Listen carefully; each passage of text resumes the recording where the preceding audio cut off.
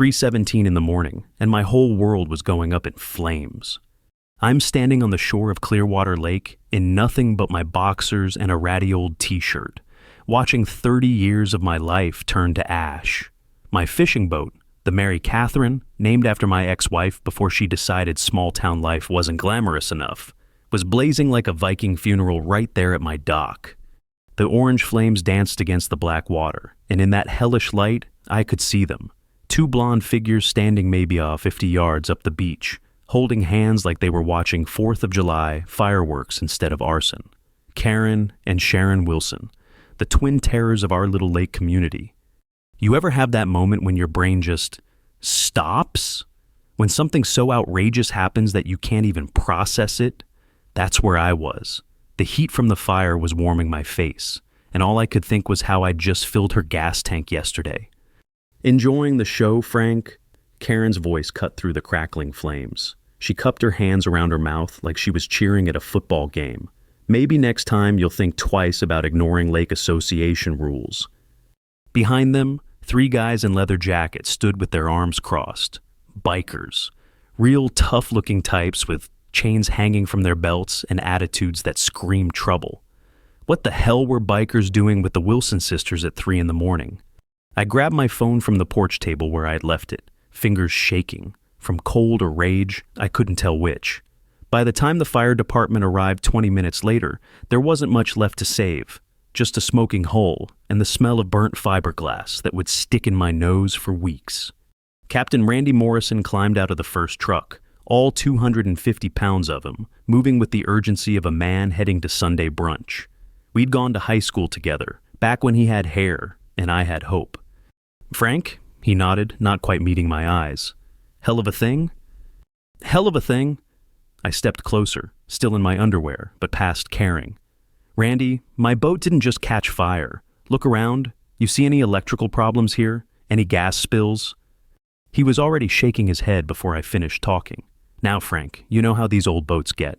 Wiring goes bad, fuel lines crack, happens all the time. In the middle of the lake, 20 feet from shore? Current could have pushed her out. Randy's flashlight beam swept over the charred remains. I'll file a report, but insurance is going to want to see some proof of foul play. And between you and me," he glanced toward where the Wilson sisters had been standing. They were gone now, vanished like smoke. "Well, you haven't exactly been the model lake resident lately, have you?" That's when it hit me. This wasn't random. This wasn't some accident or teenage prank gone wrong. This was war. Have you ever felt that cold drop in your stomach when you realize you're not just dealing with a problem? You're dealing with people who want to destroy you? People who planned this, who watched your life burn and smiled about it? The Wilson sisters had just fired the first shot, and I was standing there in my underwear, watching everything I'd worked for turn to ash on the water. The next morning brought more bad news in the form of a pickup truck and 2 guys with sledgehammers. I was nursing my 3rd cup of coffee and staring at the burnt skeleton of my dock when I heard the diesel engine rumbling up my gravel drive. The truck had Wilson Property Management painted on the side in gold letters, and the 2 men who climbed out looked like they bench-pressed small cars for fun. "You Frank Taylor?" The bigger one consulted a clipboard like he was checking off items on a shopping list. "Depends who's asking." He unfolded a document that looked official enough to frame. "Lake Association voted last night. Emergency session. Your property no longer has water access rights." I set my coffee down real slow. "Come again?" "Beach access, dock rights, boat launch privileges, all revoked pending payment of outstanding association dues." The second guy was already unloading orange traffic cones from the truck bed. "We're here to install the barrier." What outstanding dues? But even as I asked, I knew this was connected to last night. The Wilson sisters weren't just vindictive, they were organized. That's when Sharon Wilson appeared, strutting across my lawn in designer jeans and boots that probably cost more than my monthly grocery budget. In daylight, the family resemblance to Karen was almost creepy. Same blonde bob, same sharp features, same smile that never reached her eyes. "Morning, Frank." She waved a manila envelope like a victory flag. "I've got your payment schedule right here. Seems you're about 47 months behind on Lake Association fees."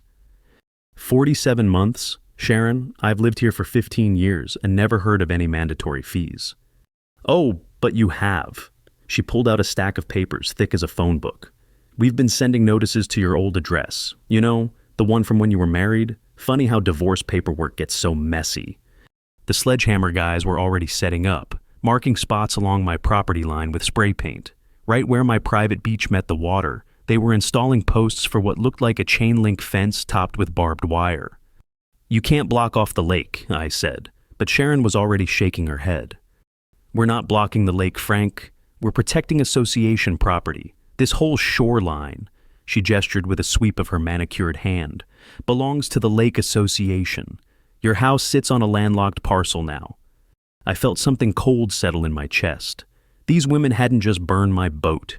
They'd figured out how to steal my access to the only thing that made living out here worthwhile. The fees are reasonable, Sharon continued, her voice sweet as antifreeze. $500 a month, retroactive to when the association was formed. That brings your total to, she made a show of consulting her calculator, $23,500, plus penalties and interest, of course. Of course, I repeated. The sound of post holes being dug punctuated our conversation. Bang, clang, bang. Each strike felt like a nail in a coffin. But here's the good news, Frank. Sharon stepped closer, close enough that I could smell her perfume over the lake breeze. Karen and I talked it over, and we're prepared to offer you a payment plan. Just $500 a month going forward, and we'll let you use the boat launch. What about the back fees? Her smile could have cut glass. Well, that's where things get interesting. We know someone who might be interested in buying your property for exactly what you owe in back fees. Solve all your problems at once. The hammering stopped. In the sudden quiet, I could hear a loon calling from across the lake, probably wondering what happened to the crazy old guy who used to fish at dawn.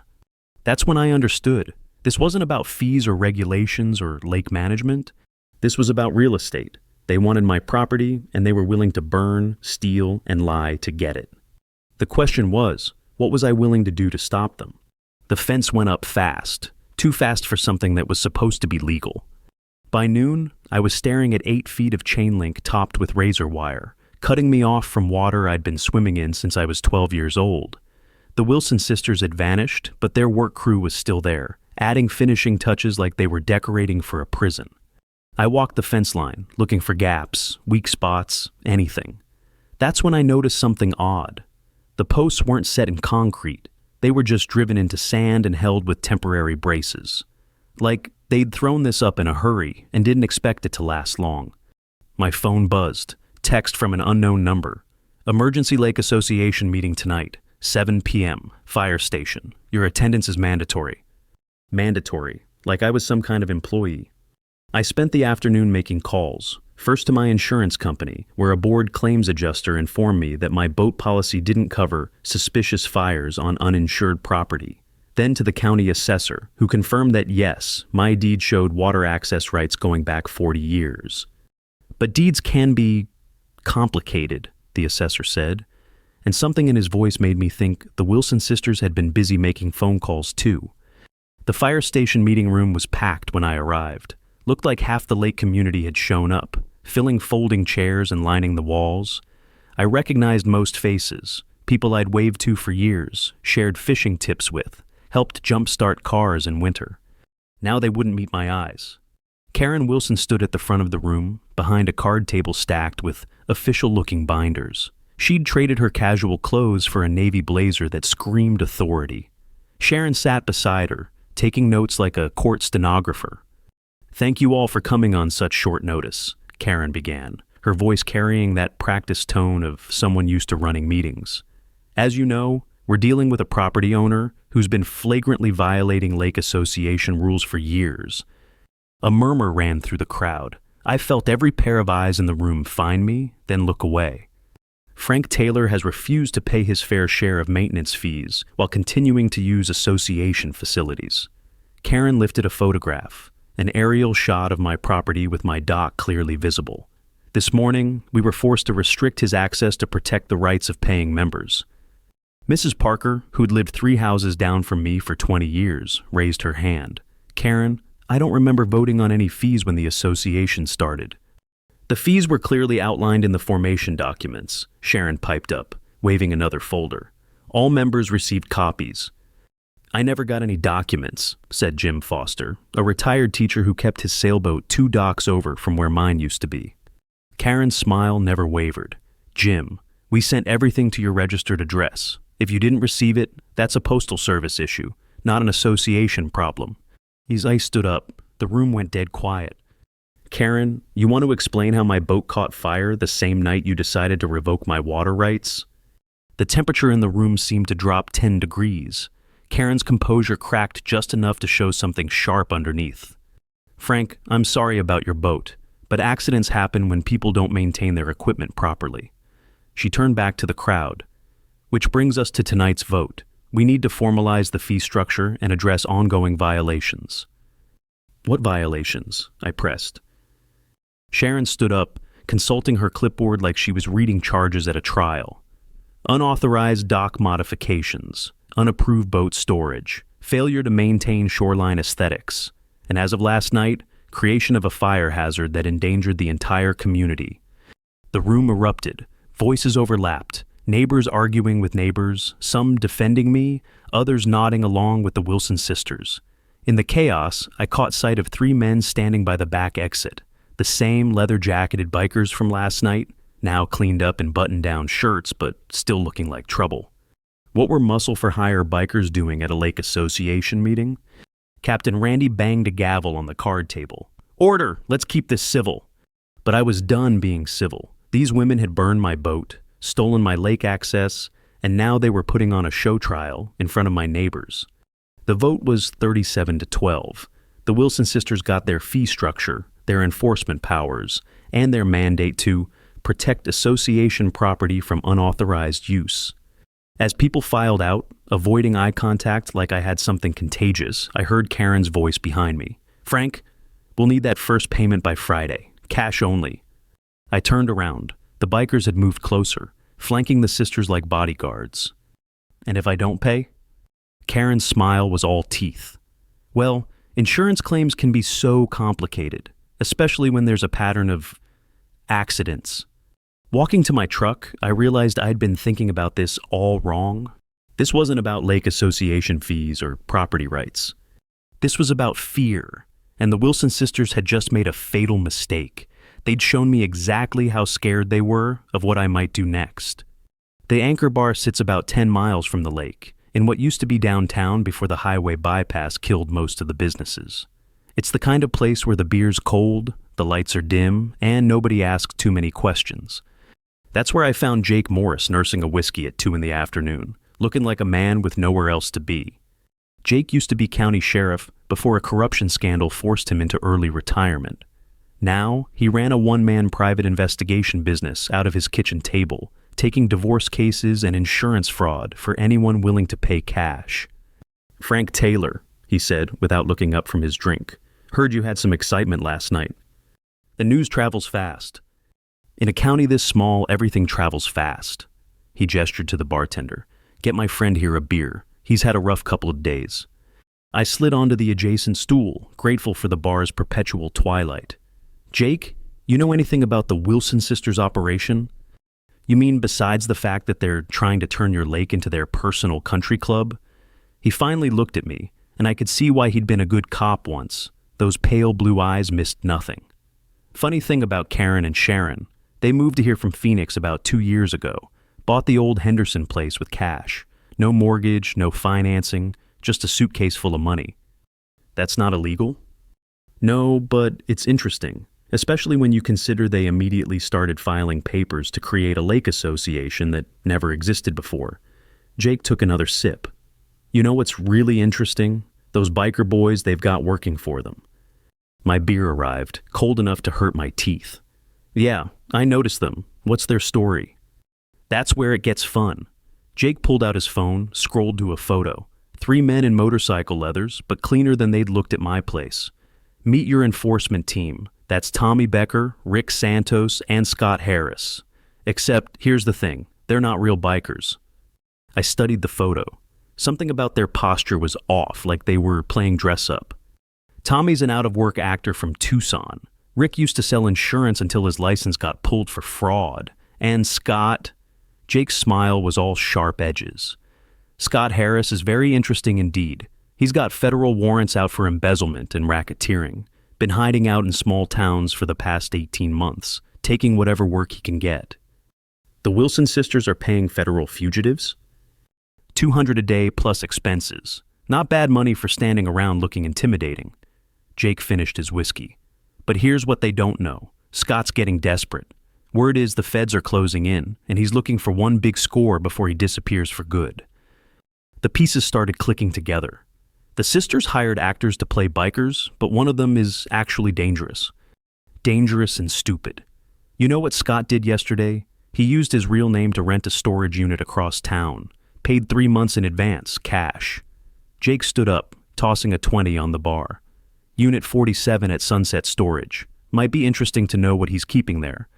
I followed him outside, where the afternoon heat hit like opening an oven door. Jake, why are you telling me this? He paused beside a dusty pickup truck that had seen better decades. Frank, I've known you since high school. You're not a troublemaker, you're not a deadbeat, and you sure as hell didn't deserve to lose your boat.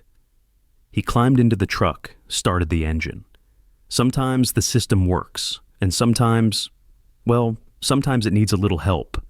That evening, I sat on my porch watching the sun set over water I couldn't legally access anymore. The new fence caught the dying light, turning the razor wire into twisted gold. My phone rang, unknown number again. Is Frank Taylor? The voice was male, nervous, unfamiliar. Speaking.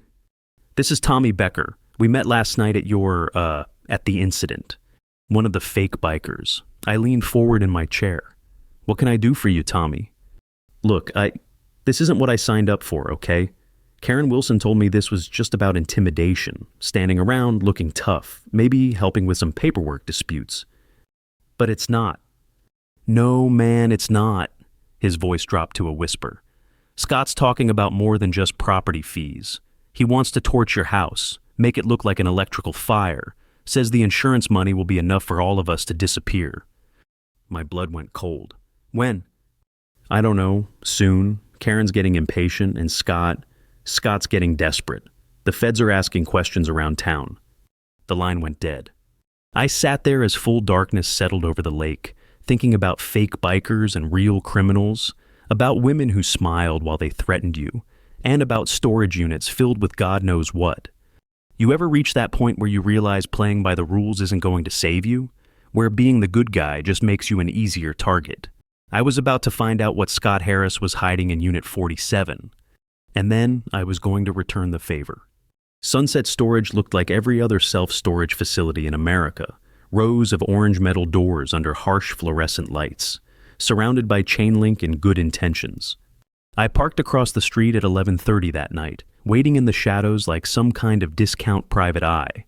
Jake had given me the gate code. Apparently his investigation business had more resources than I'd expected. And Unit 47 was in the back corner, nice and private. The lock was a joke, 20 seconds with a crowbar from my toolbox, and I was inside Scott Harris's little treasure trove. What I found there made my skin crawl. 3 gasoline cans, full. A box of road flares, bottles of what looked like accelerant, the kind of stuff that turns a small fire into an inferno, and photographs, dozens of them, showing my house from every angle, day shots, night shots, pictures of my electrical panel, my propane tank, even my garbage cans. But the real prize was a manila folder marked Phase 2. Inside were detailed plans for burning down not just my house, but 6 other properties around the lake. Properties owned by people who'd spoken up at the meeting, who'd questioned the Wilson sisters' authority. Jim Foster's sailboat dock, Mrs. Parker's guest cottage, even the community boat launch that everybody used. At the bottom of the folder was a contract, signed by Karen Wilson, agreeing to pay Scott Harris $50,000 for property management services. The date was 2 weeks from now. These weren't spur-of-the-moment crimes. This was systematic terrorism, designed to clear out anyone who wouldn't bow down to their little empire. I took pictures of everything with my phone, then put it all back exactly how I'd found it. The lock went back on, looking untouched, but now I had something the Wilson sisters didn't know I had: evidence and a plan. The next morning, I made 2 phone calls. The first was to Agent Sarah Mitchell at the FBI field office in Phoenix. Jake had given me her number along with a warning. She was smart, honest, and absolutely relentless when it came to federal fugitives. "Agent Mitchell, my name is Frank Taylor, and I've got information about Scott Harris." Her voice sharpened immediately. "Where?" "Small town called Clearwater. He's been hiding here for months, working with some locals on what looks like an arson for hire scheme." "Can you prove it?" I told her about the storage unit, the plans, the contract. By the time I finished, she was asking for directions and promising to be there by evening. The second call was to Tommy Becker. "Tommy, it's Frank Taylor. We need to talk." He agreed to meet me at the Anchor Bar, looking nervous as a long-tailed cat in a room full of rocking chairs. Tommy was younger than I'd thought, maybe 25, with the kind of desperate optimism that comes from too many failed auditions and not enough legitimate work. "This is all spinning out of control," he said before I'd even sat down. "Scott's talking about accelerating the timeline, says the heat's getting too intense." "What heat?" "Someone's been asking questions around town. Federal agents, maybe cops. Karen's spooked, and when Karen gets spooked, Scott gets violent." I leaned across the table. "Tommy, how would you like to get out of this mess clean? No charges, no consequences, maybe even a small reward." His eyes went wide. "What are you talking about?" "The FBI is closing in on Scott. They'll be here tonight, maybe tomorrow. You can either go down with him, or you can help me make sure they catch him red-handed." Tommy was quiet for a long moment, staring into his beer like it might have answers. Finally, he looked up. "What do you need me to do?" "Get Scott to move up his timeline. Tell him you heard the cops are planning to search properties tomorrow. Make him think he needs to hit my house tonight before they can gather more evidence." "That's insane. You want him to actually try to burn down your house?" I smiled, and it felt cold on my face. "Tommy, I spent 20 years working construction before I retired. You know what that means? I know exactly how to make a fire look accidental, and I know exactly how to make sure it doesn't spread where I don't want it to. And if something goes wrong, then Scott Harris becomes someone else's problem. But if we do this right, he walks into a trap with federal agents watching, and all of us get to sleep easy knowing he's behind bars." Tommy finished his beer in one long gulp. "Okay, but Frank, this better work." "It'll work. Just make sure you're nowhere near my property after 10 o'clock tonight." As I drove home, I couldn't help thinking about the old saying, sometimes you have to fight fire with fire. Tonight, the Wilson sisters and their pet psychopath were about to learn that lesson the hard way. Have you ever set a trap for someone who was trying to destroy your life? There's a cold satisfaction in it, like justice finally putting on work clothes and getting down to business. By midnight, this would all be over, one way or another. 10:15 that night, I was crouched in my tool shed with a clear view of the house, wearing dark clothes and clutching a fire extinguisher like my life depended on it. Which, honestly, it probably did. Agent Mitchell had positioned her team around the property an hour earlier, invisible in the darkness, but I knew they were there. She'd loved my plan, called it proactive law enforcement, with the kind of grin that told me she'd done this sort of thing before. The trick was making my house look like an easy target while ensuring any fire Scott started could be controlled and extinguished fast. I'd soaked the area around my electrical panel with water, moved anything truly flammable to the shed, and rigged up a sprinkler system using garden hoses and automatic timers. If this went wrong, I'd be homeless. If it went right, Scott Harris would be in federal custody by morning. At 10:30, I heard them coming. Footsteps on gravel, trying to be quiet but failing. Scott Harris and one other person. Probably Rick Santos, the ex-insurance fraud guy. "You sure about this?" Rick's voice carried in the still air. "Shut up and keep watch." Scott was all business, focused on the job. "In and out, make it look electrical. We're gone in 5 minutes." I could see them now, silhouettes against the security light from the house next door. Scott had a backpack that clinked with glass bottles, accelerant, probably the same stuff from the storage unit. Rick carried what looked like a crowbar. They moved toward my electrical panel, mounted on the side of the house facing the lake. Perfect. That put them right in the FBI's line of sight. Scott worked fast. I had to give him credit. He pried open the electrical panel, splashed accelerant around the base, then pulled out what looked like a timing device. Not some amateur torch job.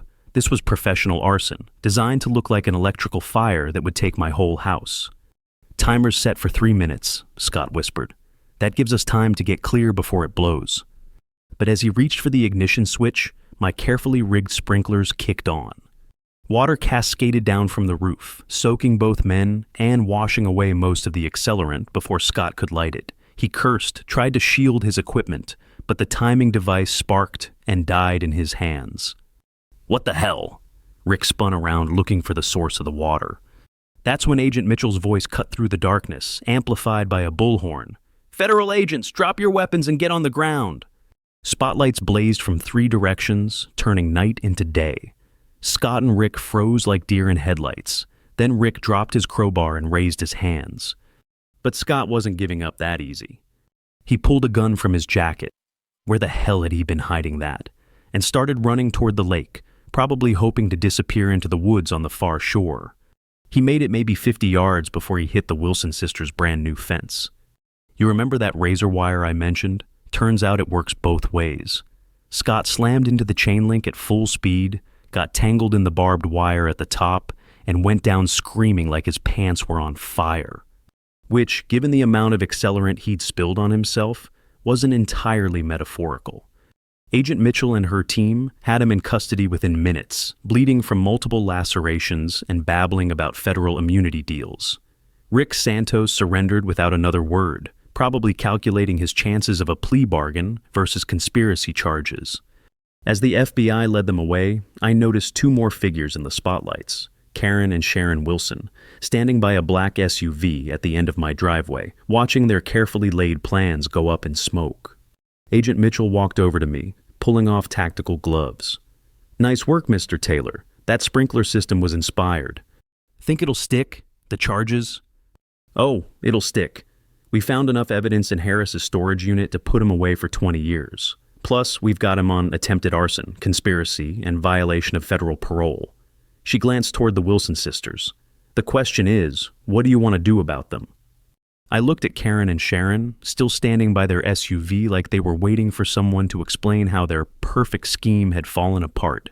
They'd hired federal fugitives, planned multiple arsons, and tried to terrorize an entire community into submission.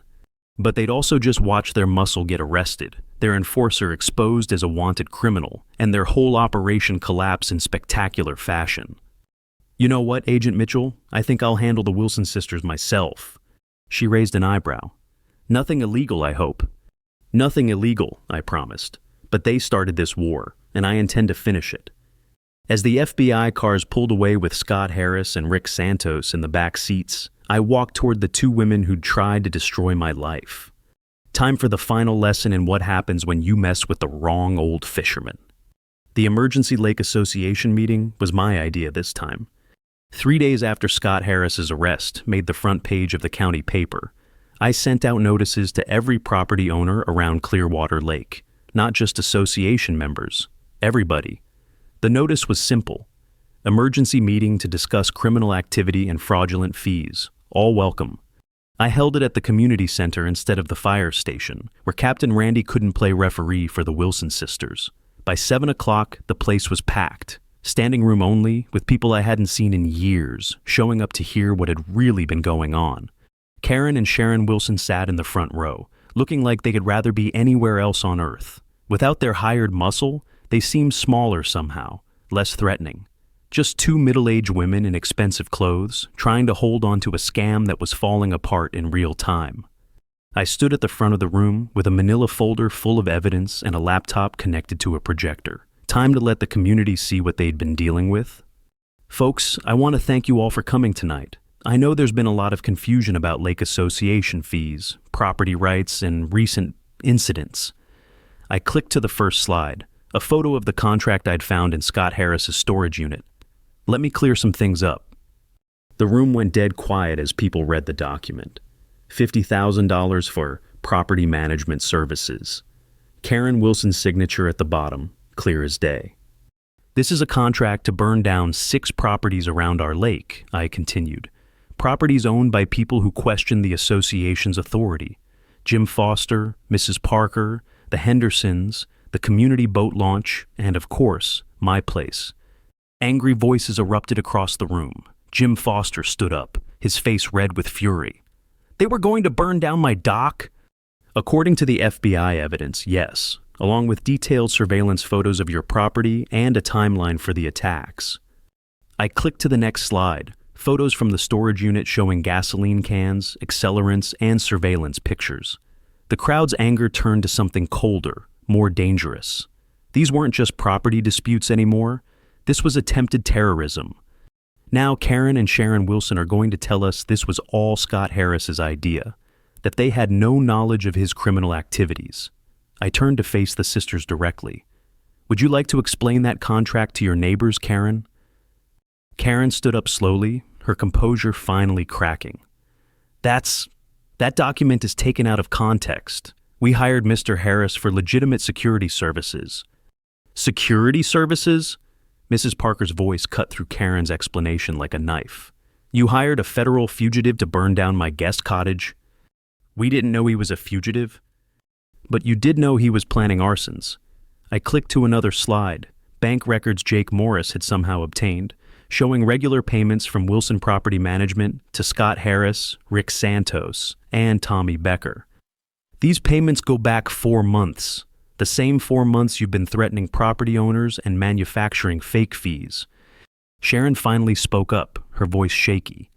The fees aren't fake. The association was legally formed, with forged signatures. I had Jake to thank for this discovery, too. Turns out half the people who supposedly voted to create your association never signed anything. Their signatures were copied from other documents, property deeds mostly. The room exploded. Neighbors who'd been afraid to speak up for months suddenly found their voices, shouting questions and accusations. Someone called for the police. Someone else suggested a citizen's arrest. Through the chaos, I heard Captain Randy's voice at the back of the room. Now, folks, let's keep this civil. Civil? Jim Foster whirled around to face him. Randy, did you know about this? About the fake fees and the planned arsons? Randy's face went pale. There might have been some irregularities, but... Irregularities? I laughed, but there wasn't any humor in it. Randy, you told me my boat fire was an electrical accident. You refused to investigate obvious arson. You backed up every lie these women told. I clicked to a final slide. A photo of Randy accepting an envelope from Sharon Wilson behind the fire station, including this payment for your cooperation. The silence that followed was deafening. Then Mrs. Parker stood up, all 78 years of her radiating righteous fury. I moved that we dissolve this fraudulent association immediately and demand full refunds of any fees paid under false pretenses. Seconded, came from a dozen voices. All in favor? Every hand in the room went up except 2. Karen and Sharon Wilson sat frozen, watching their empire crumble in real time. But I wasn't done yet. There's one more thing, I said, walking over to Karen's chair. That fence you put up, the one blocking access to the lake, it's on public land, always has been. I checked with the county surveyor. Karen's eyes went wide. That's impossible. Your property ends 50 feet from the water line. That fence is trespassing on public easement land, and it needs to come down, tonight. The crowd surged toward the doors, neighbors who'd been intimidated for months, suddenly eager to reclaim their lake access. Karen and Sharon tried to leave with the crowd, but found their way blocked by very unfriendly faces. Ladies, I said quietly, I think it's time you found somewhere else to live. By morning, the fence was gone, cut down by a dozen volunteers with bolt cutters and righteous anger. The Wilson sisters' SUV was packed and heading for the county line before sunrise. Captain Randy had submitted his resignation and was facing an internal investigation. And me?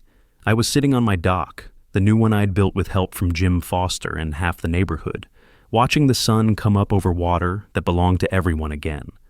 Sometimes justice isn't about courts and lawyers. Sometimes it's about communities standing up for themselves when bullies try to take what isn't theirs. The lake was peaceful that morning, like it was glad to be free. 3 months later, I was back on the water where I belonged. The new boat wasn't much to look at. a 20-year-old aluminum fishing boat I'd bought from Jim Foster's nephew for $800 cash. But she was seaworthy, reliable, and best of all, she was mine. I'd named her Second Chance, which seemed appropriate. The morning was crisp with that kind of autumn air that makes you grateful to be alive. The lake was glass smooth, reflecting clouds and sky like a perfect mirror. I'd been out since dawn, and my cooler already held 3 nice bass and a couple of bluegill. From the water, I could see the empty lot where the Wilson sisters' house used to stand. They'd sold it to a developer from Phoenix for half what they'd paid, desperate to get out of town before more criminal charges could be filed. The new owner was planning to build a simple cabin, nothing fancy. Someone who wanted to fish and enjoy the quiet, not rule over it. My phone buzzed with a text from Jake Morris. "Beer later, got news about your federal friends." I smiled, reeling in my line. Jake had become something of a local hero after helping expose the Wilson sisters' scheme. His private investigation business was booming now, with people driving from 3 counties away to hire the man who'd taken down a federal fugitive. As I headed back to shore, I passed the community boat launch, rebuilt with volunteer labor and looking better than ever. Mrs. Parker was there with her grandkids, teaching them how to bait hooks and cast lines. She waved, and I waved back, thinking about how different this place felt now. Fear had been replaced by something stronger: community. People who'd been afraid to speak up for months were now organizing potluck dinners and cleanup days. The Lake Association had been reformed with real elections, transparent finances, and rules that actually made sense. Tommy Becker had testified against Scott Harris in exchange for immunity, then disappeared back to wherever unemployed actors go to lick their wounds. Scott himself was serving 15 years in federal prison for arson conspiracy, racketeering, and violation of parole. Agent Mitchell had sent me a thank you card with his mugshot attached, along with a note, "Sometimes the best police work happens outside the station." I tied up at my dock and started cleaning fish, enjoying the simple pleasure of sharp knives and steady work. The insurance settlement had finally come through, not enough to replace everything I'd lost, but enough to start over. More importantly, I had something the Wilson sisters never understood. I had a place where I belonged. That evening, Jake and I sat at the Anchor Bar, nursing beers and watching the local news. The lead story was about a corruption scandal in the next county over. Seems some folks there had been running a similar property scam, and the FBI was applying lessons learned from our little situation. "You know what the funny thing is?" Jake said, signaling for another round. "Karen and Sharon Wilson probably thought they were so smart, running that long con on a bunch of small-town rubes. And they picked the wrong small town, and definitely the wrong old fisherman." I laughed, but it was tinged with something that wasn't quite satisfaction. Victory had come at a cost. My boat was gone forever, along with 30 years of memories. The trust I'd had in neighbors like Captain Randy was broken, probably permanently. And there were still nights when I woke up thinking I smelled smoke. "Jake, you ever wonder what would have happened if I'd just paid their fake fees, kept my head down, went along with their scheme?" He was quiet for a moment, studying the foam on his beer. "Frank, you know what would have happened. They'd have bled you dry, then moved on to the next victim, and the next, until everyone around that lake was either paying protection money or packing up to leave." "Yeah, I know, but sometimes I think about how much simpler it would have been." "Simple isn't always right." Jake raised his glass. "Here's to making the hard choices." We drank to that, and to justice, and to second chances. Later that night, I sat on my porch listening to the loons call across the dark water. The lake was quiet now, peaceful in a way it hadn't been for months. But I knew that peace was fragile, earned through struggle, and maintained by vigilance. Somewhere out there, other Karen Wilsons were probably running other scams, counting on fear and isolation to keep their victims silent. Other communities were being held hostage by bullies who thought power meant never having to answer for their crimes. But maybe, just maybe, some of those victims would remember the story of an old fisherman who refused to back down, who chose to fight fire with fire when the system failed him. And maybe that would make all the difference. The lake reflected stars now, scattered like diamonds across the black surface. I finished my coffee, turned off the porch light, and headed inside to sleep the peaceful sleep of a man who'd stood his ground. Some battles are worth fighting, no matter what they cost you. This had been one of them. If this story hit close to home for you, I hope it reminds you that bullies only win when good people stay silent. Sometimes standing up means risking everything, but sometimes that's exactly what it takes to keep the places we love from being stolen by people who mistake fear for respect. The lake was free again. That was enough.